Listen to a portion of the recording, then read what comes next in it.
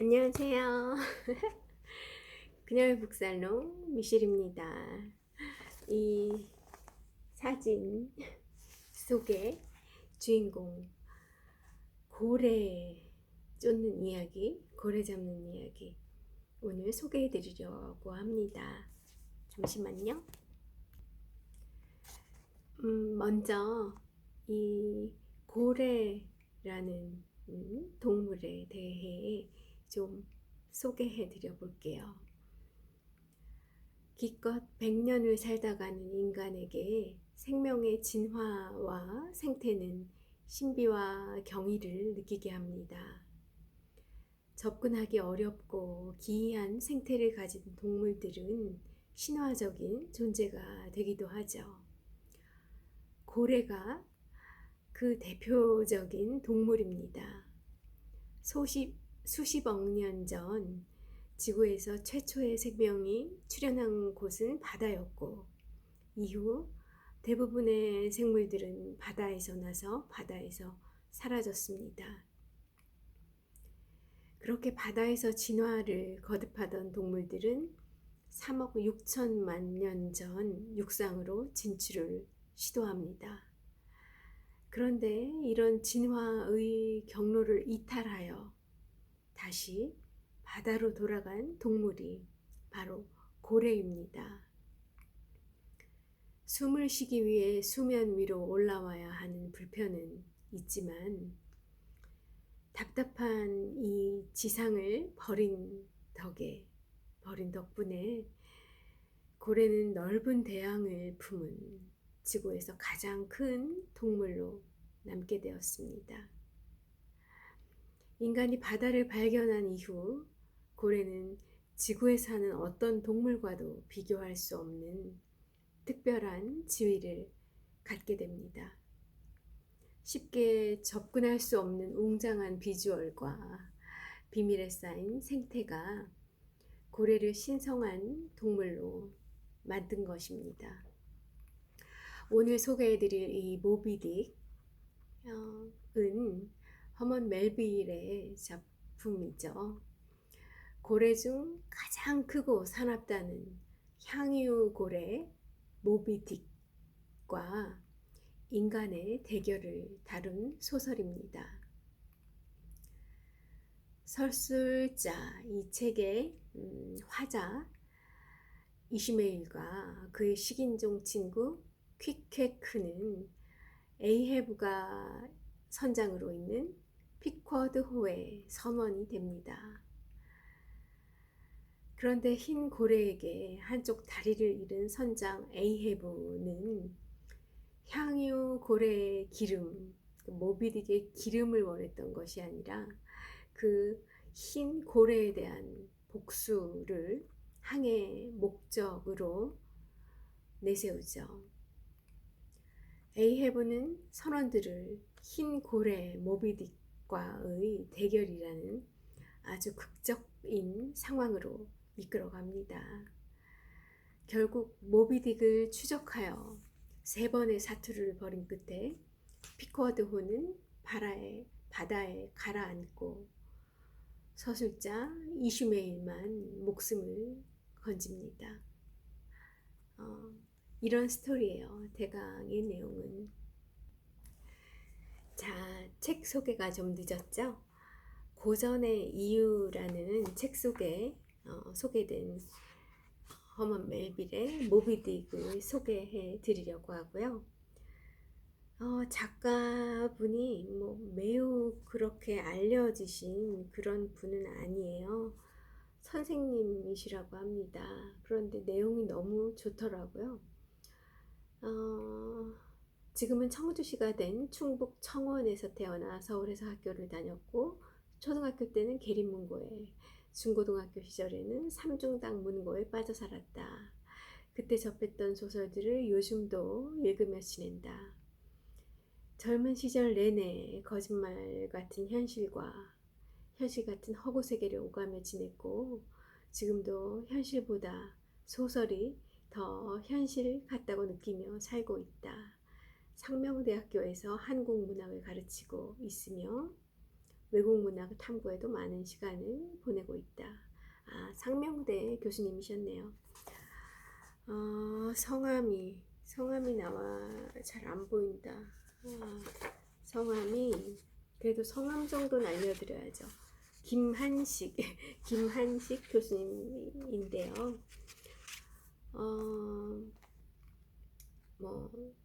이 사유의 깊이가 있고요. 또 이분만의 그런 또 고유한 스타일의 통찰이 있습니다.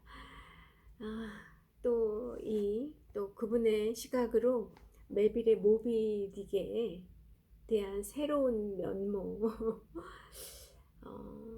이렇게 읽어봐도 좋겠다 하는 관점이 있어서 소개해 드려볼게요.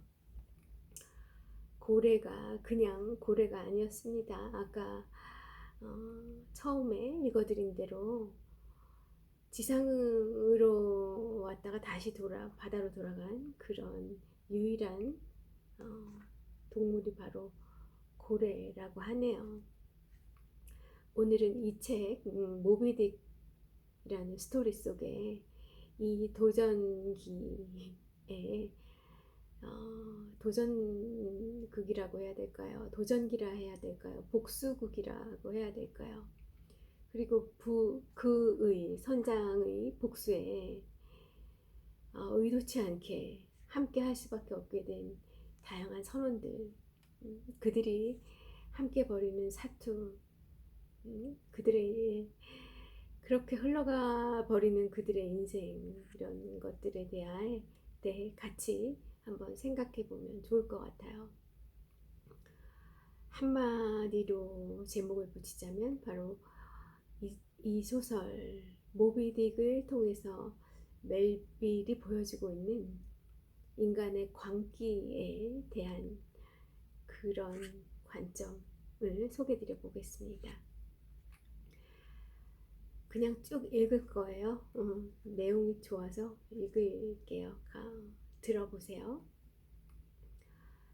흰 고래에게 한쪽 다리를 잃은 에이헤브 선장의 복수심과 집념, 그리고 격렬한 추격전과 파국적 결말은 이 소설에 극적인 긴장을 제공해 줍니다. 복잡한 형식들이 차용되고 다양한 인물들이 등장함에도 불구하고 이 소설을 흥미롭게 읽을 수 있는 이유도 이러한 모험 소설적 요소 때문이죠. 에이헤브와 고래의 대결 과정에서 에이헤브의 광기 어린 집착이 드러나는데 그의 광기야말로 이 소설에서 가장 강렬한 에너지를 발산합니다.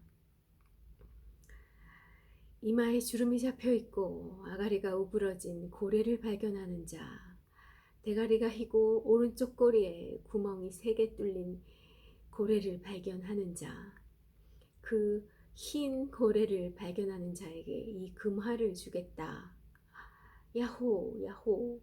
선원들은 돛대에 금화를 못 박은 그 선장에게 방수모를 휘둘러 갈채를 보내면서 외쳤다. 흰 고래다. 에이헤브는 망치를 밑으로 던지면서 다시 말을 이었다. 흰 고래, 눈을 뜨고 흰 고래를 찾아라. 하얀 물을 유심히 살펴라. 거품만 보아도 소리쳐라. 책 속의 문장입니다. 모든 포경 선원들은 배에 향유 고래 기름을 가득 채우고 돌아오기를 꿈꿀 것입니다. 오랜 시간이 걸리는 항해이기에 어려움이 많지만 그만큼 수입도 괜찮은 것이 바로 포경업이었죠. 그러나 선장 에이헤브는 이런 목적은 안중에도 없습니다. 오로지 흰 고래에 대한 복수만을 생각할 뿐이죠. 이런 자신의 목적을 위해 에이헤브는 금화를 현상금으로 내겁니다. 이 금화는 선원들에게 애초의 목적을 잊어버리게 만듭니다. 그러니까 배에 고래 기름을 가득 싣고 얻어가지고 오겠다 하던 그 초기의 목적, 마음을 잊어버리게 된다는 거예요. 술까지 마시고 극도로 흥분한 선원들은 에이헤브의 광기에 전염되고 맙니다. 이제 선원들은 망망대해에서 한 마리의 고래를 찾는다는 것이 가능이나 한 일인지에 대한 합리적인 의심도 하지 않습니다. 에이헤브의 광기는 그를 영웅적인 인물로 만듭니다. 사실 금전적 이익이라는 속된 목표에 비하면 신화적 괴물과 대결하겠다는 그런 목표는 얼마나 멋지고 영웅적입니까? 에이헤브를 영웅적으로 보는 사람들은 그를 프로메테우스에 비교하기도 합니다. 프로메테우스는 신의 뜻을 거스르고 인간에게 불을 가져다 준 그리스 신화 속 인물이죠. 그 벌로 쇠사슬에 묶여 독수리에게 심장을 쪼이는 벌을 받게 됩니다. 프로메테우스는 자신의 운명을 알고 있었지만 그렇게 될 운명을 감수하면서까지 본인의 의지를 실천에 옮긴 인물이라 할 수 있습니다. 에이헤브 역시 자신의 죽음을 예상하고도 가장 위험한 동물 흰 고래와 맞서려 합니다. 어떤 위험도 그를 멈출 수 없었어요. 보통 사람들은 위험에 맞서는 사람을 위대하다고 생각하죠. 그 위험이 현실적인 이득을 가져다 주지 않을 때도 마찬가지입니다. 수직의 빙벽을 타고 히말라야의 정상에 오르는 산악인을 바보 취급하는 사람은 없습니다. 그는 인간 정신의 위대한 면을 보여줌으로써 인간이 어떤 존재인지를 깨우쳐주는 존경받는 그런 사람이 되죠. 위험을 피하고 일상에 안주하고 비루하고 지루하게 사는 것이 우리들의 제 주변에 또 저의 일반적인 모습이기 때문에 위험을 감수하는 이들이 더 위대해 보이는지도 모릅니다. 비록 편집증적으로 보이기는 하지만 고래와의 위험한 대결을 주저하지 않는 선장 에이헤브는 충분히 영웅으로 비칠 수 있을 겁니다. 하지만 괴물과 싸우는 인간은 괴물이 되지 않도록 조심해야 한다는 말이 있죠. 괴물은 밖에 있는 것이 아니라 인간의 내면에 있다는 말도 있고요. 이 소설에서 고래가 괴물인지 아닌지는 모르겠지만 그를 추적하는 선장 에이헤브가 점차 괴물로 변해가는 것은 분명합니다. 그는 잠도 자지 않으며 다른 고래를 사냥하는 데는 관심도 없고 선원들의 안위에도 관심이 없습니다. 수십 명의 생명보다 자신의 목표를 중시하고 자신과 선원들을 파멸로 몰고 가죠. 혹시 떠오르시는 주변의 분 없으신가요? 저는 여러 수집니다. 가까운 가족도 떠오르고요. 또 직장에서 만나는 분들, 윗분들 중에 떠오르는 분들도 있고요. 소설에서도 모든 선원이 선장의 복수, 에이헤브의 복수에 동의하는 것은 아닙니다. 그중 합리적인 1등 항해사 스타벅이라는 인물이 있죠. 이 스타벅은 복수가 이 배, 우리 항해, 피커드호의 목적이 될 수 없다고 말합니다. 그의 대사예요. 선장님, 저는 모비딕의 우그러진 아가리도 죽음의 신의 아가리도 겁나지 않습니다. 그 대결이 우리 방식에 따라 정당하게만 이루어진다면 말이죠.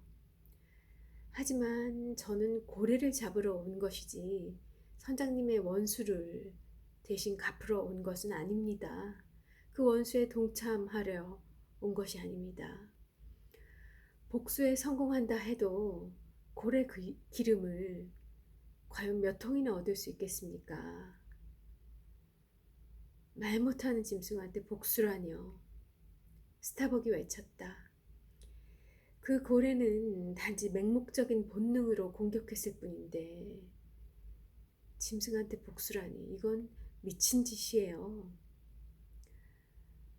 말 못하는 짐승에게 원한을 품다니 천벌을 받게 될 겁니다. 라고 1등 항해사 스타벅은 이야기합니다. 다른 의견을 표출한 거죠. 이 스타벅이라는 이름 낯익으시죠? 이제는 커피 전문점으로 한국을 다 쓸어버린, 전 세계를 쓸어버린 점령한 스타벅스의 이름이 이 항해사 이름 스타벅으로부터 유래됐다고 해요. 여기서 따온 이름인 거죠. 무엇을 대표하나요? 그의 합리성과 이성, 딱 그 정해진 매뉴얼대로 나오는 커피, 늘 항상 같은 그런 이미지를 담기 위해 이 합리적인 이성을 잃지 않는 피커드호의 1등 항해사 스타벅의 이름을 가져온 겁니다. 스타벅스에서요. 이제는 커피점 이름으로 유명해진 항해사 스타벅은 정당한 방식과 합리적 사고, 직분을 중시하는 청교도들의 이념을 잘 드러내는 인물입니다. 그는 본능에 따라 움직이는 짐승에게 복수한다는 발상, 선장의 그 발상 자체가 터무니없다고 지적해요. 이에 대해 에이헤브는 눈에 보이지 않고 이성으로 알 수 없는 악의 존재들이 있다며 고래가 바로 내 코앞까지 닥쳐온 벽이라고 외치며 선원들의 투쟁 의지를 북돋웁니다. 마치 그들 자신들이 대단한 일이라도 하는 것처럼 그런 광적인 도가니로 선원들을 몰고 들어가는 거죠. 분위기를 조성하고 있습니다. 생각해보면 광기에 사로잡힌 사람들을 바로잡는 일은 매우 어렵습니다. 현대사회는 민주적인 절차를 중시합니다. 그런데 대중들이 열정에 휩쓸리면 이런 절차마저 무용해집니다. 현대사에 등장한 많은 독재자나 비이성적인 정치인들도 선거에 의해 정당하게 선출된 경우가 많죠. 아이러니하게도 그들의 광기를 제압하는데 민주적인 절차가 방해가 되는 경우가 생기기도 합니다. 이 소설은 광기를 어떻게 제어해야 하는가, 어떻게 제어할 수 있는가에 대한 고민을 담고 있습니다. 히틀러가 선거에 의해서 그 나치당의 수장으로 당선이 됐잖아요. 그런 사례들과 맞닿아 있는 그런 좀 전의 소개였던 것 같아요. 이 다수에 의해서 결정이 되고 뜻이 모아지는 거지만 그 다수가 광기에 휩싸였을 때 그런 과정에서 나온 어떤 결정이나 움직임이 과연 어떤 결과를 초래할까요? 광기를 제어한다는 것, 어떻게 할 수 있을지 그러한 고민을 보여주고 있는 책이 바로 이 멜빌의 모비딕이라는 해석이신 거예요. 항해사 스타벅은 잠든 선장 앞에서 머스킷총을 들고 갈등합니다. 그는 1등 항해사로서 선장의 명령에 따라야 하지만 동시에 어떻게든 이 선장, 광기에 휩싸인 선장을 제어해야 한다고 생각합니다. 제가 가끔 하는 생각이랑 똑같아요. 하지만 여러 차례의 제안과 항의는 무의로 끝났고 선원들은 광기에 전염되어 버렸습니다. 총을 사용한다면 선상 반란을 일으키는 일이 되겠지만 그럼으로써 선원들의 목숨을 구해낼 수 있을지도 모르겠다고 항해사 스타벅은 생각을 한 거고요. 그래서 잠든 선장 앞에서 총을 들고 갈등하고 있는 상황입니다. 하지만 반란은 현재의 질서를 깨뜨리고 또한 자기 직분을 넘어서는 일이기도 하죠. 짧은 순간 스타벅은 아주 길게 갈등합니다. 이 표현 재밌네요. 짧은 순간이지만 아주 길게 갈등했다는 이 표현이요. 그러나 퀘이커 교도이고 민주주의 훈련을 받은 사람이며 미국인이었던 그는 결국 총을 거두고 맙니다. 광기에 맞선 이성의 승리라고 할까요? 그도 같이 광기에 휘말려서 선장을 총으로 쏠 수도 있었지만 이성으로 제어를 해야 됐다고 볼 수 있을까요? 아니면 어쩌면 스타벅도 그 광기에 같이 휩싸여 버린 걸까요? 그들의 광기에. 선장의 대사 읽어드릴게요. 지금부터 조금 빨리 읽어드리겠습니다. 이 녹음 시간이 제한이 되어 있는 것 같더라고요. 제 카메라에 이 동영상 촬영. 그래서 좀 속도를 내서 읽어드리려고 했던 부분까지 다 읽어내려면 조금 속도를 내볼게요. 형언할 수도 없고 헤아릴 수도 없고 이 세상의 것 같지도 않은 불가사의한 이것은 도대체 뭐지? 모습을 드러내지 않는 기만적인 주인, 잔인하고 무자비한 황제가 나로 하여금 자연스러운 사랑과 갈망을 등지도록 강요하는구나. 그래서 나는 줄곧 나 자신을 떠밀고 강요하고 밀어붙인다. 내 본연의 자연스러운 마음으로는 감히 생각도 못할 짓을 기꺼이 하도록 무모하게 몰아세우는 것일까? 에이헤브는 과연 에이헤브인가? 지금 이 팔을 들어 올리는 것은 나인가? 신인가? 아니면 누구인가? 독백인지 방백인지 모를 대사로 이루어진 문단입니다.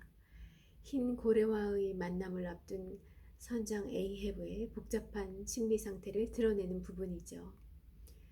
무언가를 예견하는 듯한 복받치는 감정의 목소리를 느낄 수 있습니다. 마치 햄릿이나 리어 왕을 읽고 있는 듯한 착각마저 듭니다. 에이헤브는 자신이 누구인지, 왜 강기에 쌓여 이런 행동을 하고 있는지, 내면의 자기가 진정한 자신이 맞는지를 스스로에게 묻습니다. 그러고는 자신을 끌어가는 운명을 느끼고 현 상황이 인간의 의지로 어찌할 수 없는 그런 지경에 이르렀음을 느끼고 있어요. 자, 이 소설 모비딕은 낭만주의 소설로 읽을 때 빛이 납니다. 멜빌은 형식에 구애받지 않고 그로테스크한 분위기와 서정적인 분위기를 섞어가며 인간의 모순적인 모습을 그리고자 했습니다. 자, 또 그의 대사예요. 오, 고독한 삶의 고독한 죽음. 오, 내 최고의 위대함은 내 최고의 슬픔 속에 있다는 것을 지금 나는 느낀다. 허허, 지나간 내 생애의 거센 파도여, 저 먼 바다 끝에서 밀려들어와 내 죽음의 높은 물결을 뛰어넘어라. 모든 것을 파괴하지만 정복하지 않는 고래여, 나는 너에게 달려간다. 나는 끝까지 너와 맞붙어 싸우겠다. 지옥 한복판에서 너를 찔러 죽이고 증오를 위해 내 마지막 입김을 너에게 뱉어주마. 관도 관대도 모두 같은 웅덩이에 가라앉혀라. 어떤 관도 어떤 관대도 내 것일 수는 없으니까. 빌어먹을 고래여, 나는 너한테 묶여서도 여전히 너를 추적하면서 산산조각으로 부서지겠다. 그래서 나는 창을 포기한다. 역시 낭만적인 것으로, 연극적인 것으로, 비극적인 것으로 읽혀지는 그런 문장입니다. 광기와 낭만적 열정, 이 둘 사이의 차이는 사실 종이 한 장 두께 정도겠죠. 모든 것을 파괴하는 고래에 맞서 자신도 파괴될 것을 알지만 우리의 선장 에이헤브는 결코 포기하지 않습니다. 그는 끝까지 맞붙어 싸우고 증오의 입김을 뱉어줄 것이라 말합니다. 죽음을 예감하면서도 그것을 피하려 하지 않고 정면에서 받아들이려는 자세를 견지하죠. 어차피 인생은 고독한 것이고 모든 생명은 언젠가 죽게 되어 있으니까요. 평범한 사람이 그런다면 어리석은 행위 같겠지만 에이헤브는 이를 하나의 비극적인 운명으로 만들어갑니다. 작가 멜빌이 그런 스토리를 만들어가는 거죠. 흔히 인생을 여행에 비유하곤 합니다. 끝을 알 수 없고 어떤 위험이 닥칠지 알 수 없는 긴 여정이 우리의 삶이라는 뜻이겠죠. 이 소설 모비딕 역시 넓게 보면 우리의 삶을 은유하고 있습니다. 고래를 잡는 일은 결국 하나의 목표를 향해 언제 닥칠지 모르는 폭풍을 감수하며 떠도는 외로운 여행일 테니까요. 지금 외로우신가요? 그대의 인생이 지금 외로우신가요? 우리 같이 다 에이헤브의 이 배에 탄 겁니다. 나면서부터 어쩔 수 없이. 이렇게 생각해보면 선원들의 누추한 몰골과 고단한 생활도 그리 초라한 것 같진 않네요. 어차피 끝이 있는 여행이라면 그들처럼 맨몸으로 격렬하게 자기 열정을 표출해보는 것도 나쁘지 않을 테니까요. 에이헤브는 물론 이 소설에 등장하는 많은 인물들이 모두 다 영웅적인 면모를 지니고 있습니다. 식인종 부족의 왕자로 태어나 백인들을 따라 나선 퀴케크라는 선원이 있어요.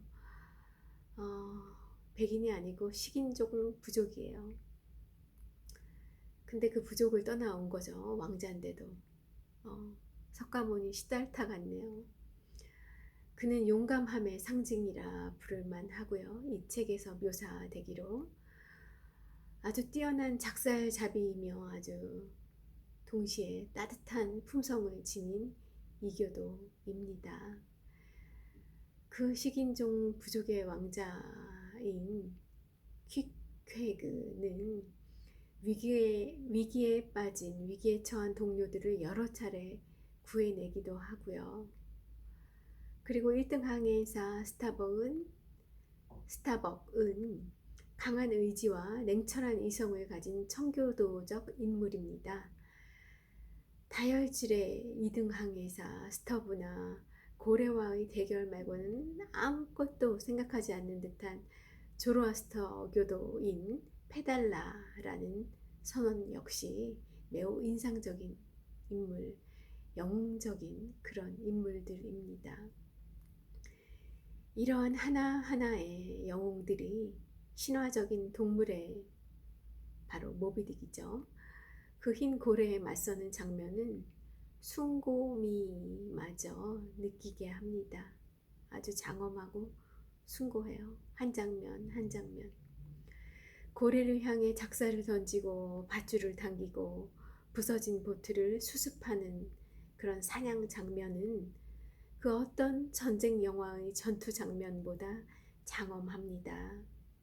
나약한 인간이 온몸으로 괴물과 그리고 온 정신으로 바다라는 거대한 자연과 맞선다는 느낌을 주기 때문입니다. 이런 작은 노력을 끊임없이 반복하여 거대한 고래를 쓰러뜨렸을 때 그 선원들이 느꼈을 기쁨을 같이 함께 짐작해보는, 누려보는 일은 참으로 즐겁습니다. 묘사가 아주 생생해서 같이 그 배를 타고 있는 듯한 착각이 들게도 해줘요. 배가 기울 만큼 큰 고래를 매달고 여유 있게 바다에 떠 있는 포경선의 모습은 또 얼마나 흐뭇합니까? 하지만 선원들이 목표를 향한 열정을 갖고 운명에 저항한다고 해서 그들이 죽음을 피할 수 있는 것은 아닙니다. 그래서 이 소설은 비극일 수밖에 없죠. 이때 흰 고래 모비딕은 인간이 극복할 수 없는 무언가를 상징하겠죠. 그것이 자연이든 운명이든 개인의 성격적 결함이든 말입니다. 우리 안에 그런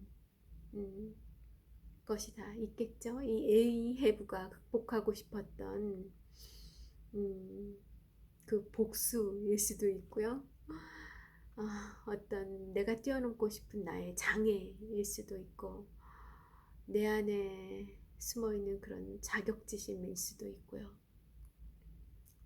나도 어쩌지 못하는 성격적 결함일 수도 있고 무언가 이루고 싶은 원대한 포부 또 이기고 싶은 그런 경쟁적 마음일 수도 있고 갖고 싶은 소유하고 싶은 그런 집착 어린 욕망일 수도 있고